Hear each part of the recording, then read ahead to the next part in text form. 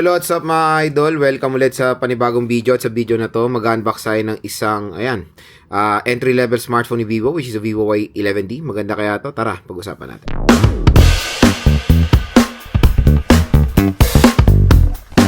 And for today's video, mag-unbox tayo ng isang Vivo smartphone, which is a Vivo Y11D. So yan siya, Y11D.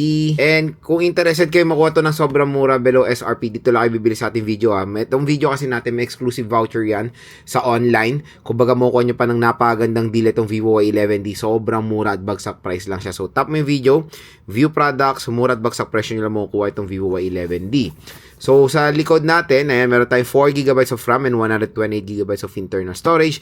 And yung color nito is the color platinum. 6,500 mAh battery capacity with 44W fast charging, 50 megapixel main camera, and an IP65 water and dust resistant. So, ayan.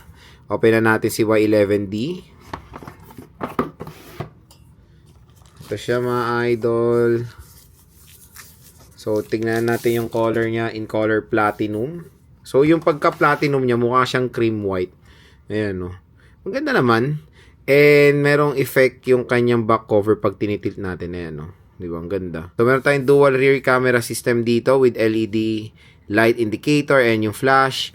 Dito sa right side, nandito ang ating power button, /fingerprint scanner, and yung volume rocker. Sa taas naman ng smartphone is the speaker grills. So, sa left side is yung SIM tray. Baba naman is the microphone, a USB Type-C port, at yung 3.5mm headphone jack. And sa bibili na itong smartphone na to, magandang balita, meron na siyang screen protector out of the box. Okay? So, tingnan natin yung content niya. Meron tayong free jelly case dito. So, yung jelly case niya is for temporary lang. Hindi siya pang permanent kasi itong ganitong style is naninilaw po yan. Meron tayong warranty card, quick start guide, a Vivo flash charge, so charger, USB Type-C cable, and yung kanilang SIM eject tool. So, yun lang yung content ng box mga idol. Very, very simple lang. So, proceed tayo dito sa mismong smartphone, the Vivo Y11D. So, open na natin siya in 3, 2, 1. Vivo, powered by Android. Kabit natin yung jelly case. Yung free jelly case niya. Ayan. So, okay naman yung free jelly case, diba? So, mas okay yung grip niya. Mas, kumbaga na hindi siya madulas. So, setup ko mo. So, ayan. Na-setup na natin si Vivo Y11D. So, nag-start na pa kasi. Ayun. Pa natin yung brightness level. Ayan. Taas ng brightness nyo. All goods na all goods dahil mataas ng needs of brightness na itong Y11D natin.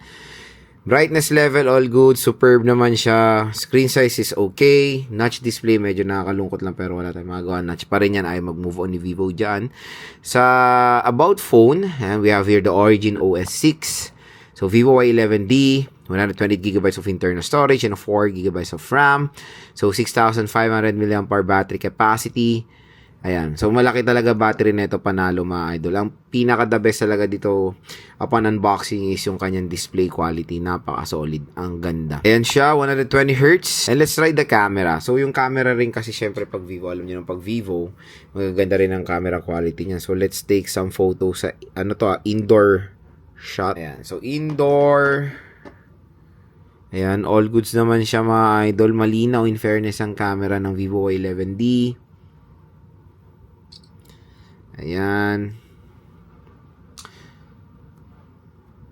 So, yung processor nito is for a budget smartphone lang siya. It's a Unisoc processor. It can do a lot of things naman, especially mga casual things. Pero kung solid gamer kayo, hindi para sa inyo tong si Vivo Y11D. Ayan, meron siyang light indicator dito na nagsisignify na low bat na siya. And in fairness for the design, ang ganda. Panalo yung design nito mga idol.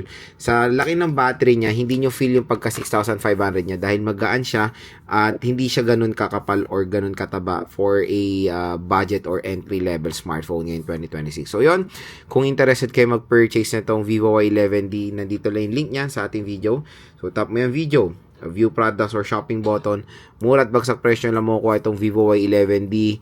At syempre may special voucher pa na naghihintay sa inyo upon checkout dito. And 4GB of RAM, tulad ng sinasabi ko rin sa mga previous video ko na it's the new normal na sa mga smartphones today. Presyohan is 10,000, 9,000, 8,000 kasi yun nga, nagtaas talaga ang presyo ng RAM ngayon mga idol. So, parang accept na natin ng 4GB ngayon and no worries, usable naman ng 4GB and I think the best minimum na talaga storage na magagamit natin is 120GB of internal storage. So, at sa full review natin, check natin din yung camera test dito. And syempre, upload ko yung mga iba't ibang games dito sa Vivo Y11D. Game test natin siya para makita nyo rin yung performances for gaming. Ulitin ko, hindi siya best for solid gamers or mga heavy gamers. Pwede siya sa mga casual gamers lang. So again, dito na kayo mag-check out sa ating video para makuha nyo ng bagsak presyo itong Vivo Y11.